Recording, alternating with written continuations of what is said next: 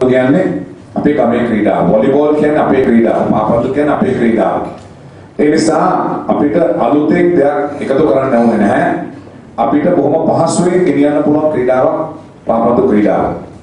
පාපන්දු තරගාවලියක් තියන්න ක්‍රීඩාංගන අවශ්‍ය වුණා. අපි පාරේ තමයි පාපන්දු ගහන්නේ. ක්‍රීඩාංගන නැති වුණාම වෙලේ පාරේ. ඒ නිසා පාපන්දු ක්‍රීඩාව ඉඳ තියෙන ඕනේ තැනක ක්‍රීඩා කරනවා මිනිස්සු පාපන්දු ක්‍රීඩාවට ආදරේ. නිසා ආරම්භයක් ඇතුළත ඕනේ තැනක පාපන්දු ක්‍රීඩාව කරන්න පුළුවන්. ඒ නිසා අපිට එතුමාලගේ අපේ යෝජනාවක් තමයි මේ ක්‍රීඩාව ව්‍යාප්ත කරන්න අපි මොනවද කරන්න කියන එක. නිසා අපි එතුමාලට කිව්වේ අනිවාර්යෙන් පළවෙනි දේ තමයි පාපන්දු ක්‍රීඩාව ව්‍යාප්ත කරන්න ඕනේ ඊට වැඩි ගමන ගෙනියන්න ඕනේ.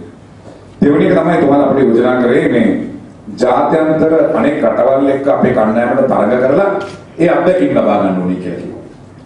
ඒ නිසා එතුමාලා මේ කාරණා දෙක ඊළඟ එක තමයි එතුමාලා අපිට කිව්වා මේ තරගාවලිය පවත්වන ක්‍රීඩාංගන අඩුපාඩු.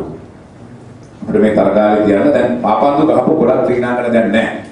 ඒ නිසා අපිට ක්‍රීඩාංගන අඩුපාඩු. ඊළඟට එතුමාලා කිව්වේ මේ ක්‍රීඩාව වෘත්තිමය ක්‍රීඩාවක් කරන්න කියලා. මේක ප්‍රොෆෙෂනල් ස්පෝර්ට් එකක් ඇති. ඉතින් මේ කාරණා සියල්ල සැලකිලිට අරගෙන අපිට පුළුවන් වුණා පහුගිය කාලේ නැවතත් පාපන්දු ක්‍රීඩාව ජාත්‍යන්තරයට ගෙනියන්න දැවැන්ත වැඩපිළිවෙලක් සකස් කරන්න පාපන්දු සම්මේලනය ක්‍රීඩා අමාත්‍යාංශයත් එකතු වෙලා.